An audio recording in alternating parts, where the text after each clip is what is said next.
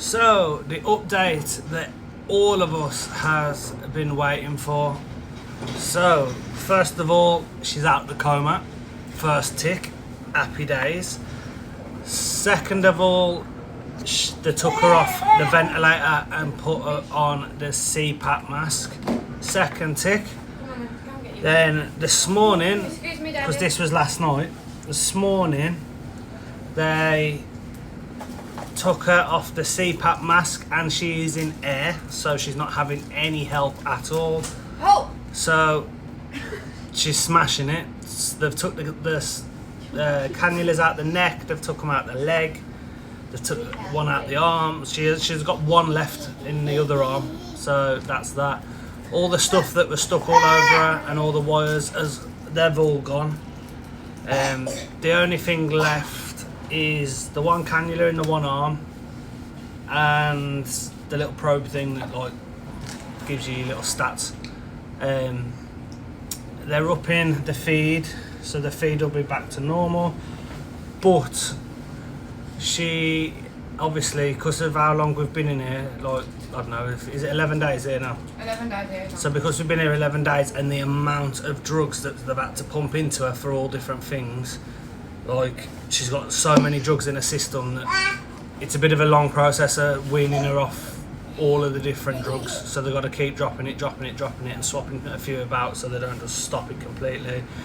They are now on the phone at the minute trying to find us a hospital. They want us to go to Birmingham Children's or Birmingham Heartlands on the HDU ward.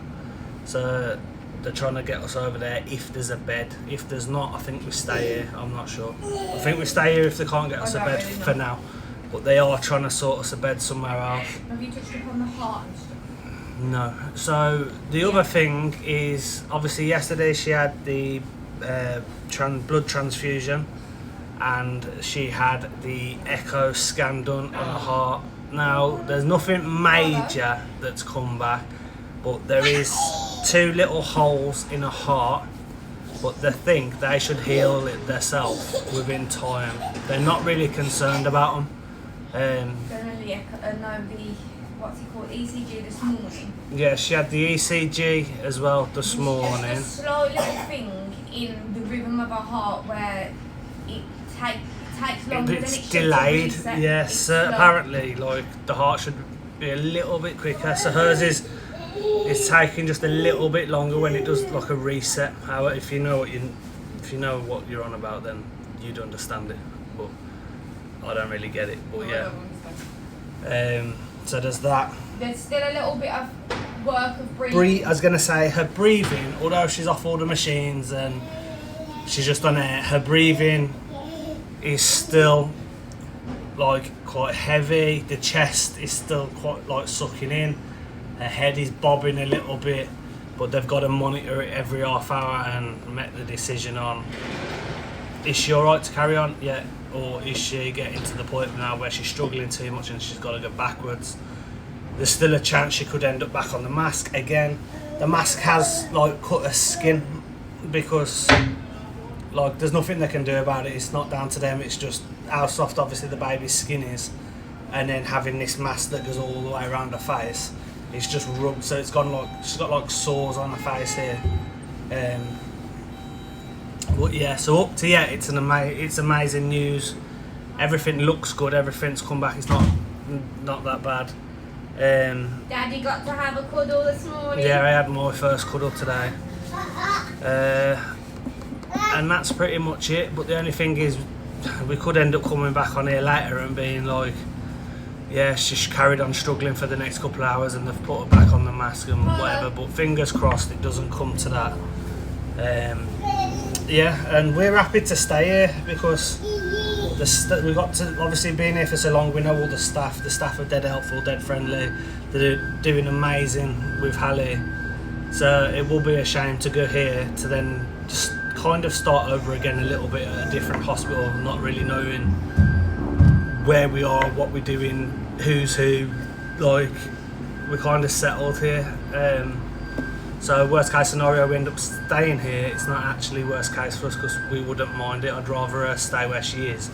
get fully better and then go home than have to go to a different hospital. She's got to get faffed about within the transporting her over there, and then get set up. Yeah, like obviously you've got the risk of her being on a new ward, and then her picking something up because she won't be on an intensive care one. She'll be on a HDU. Is it HDU? So she'll go from intensive care to HDU, then from HDU to a normal children's ward. HDU is not that bad because that's just two beds to one nurse. The blood cell count that's down, they want to monitor it. Yeah, that's the other one. So something else that come back, this was yesterday evening, is her white blood count, the blood cells, is really low. Meaning anything that's going round, she's going to get it, and she hasn't really got an immune system to fight against it. We don't know whether this has been something from birth or whether it's just happened while she's been dead ill and everything that's been going on. They can't really answer it. With something else we've got to keep an eye on, but that's pretty much it. So I want to say a big thank you to everyone who's still following the journey. The journey isn't yet done. We've still got the rest of the time here, or potentially being moved and set up in another hospital. We still obviously could end up back on oxygen, even though it's fine. So the journey continues, but for me, I feel like we've got past the big bit, and hopefully now it only gets better. So fingers crossed. Big shout out to everyone that's supporting, everyone that's commenting, everyone that's sharing and reposting, and everyone that's donated, everyone that's put in the purple hearts in, everyone that's posted about it. Like, everyone that's spreading that awareness. All the people that we've bumped into at this hospital as well. We have probably bumped into between 20 to 30 people. So shout out all the people that's caught us in the lifts.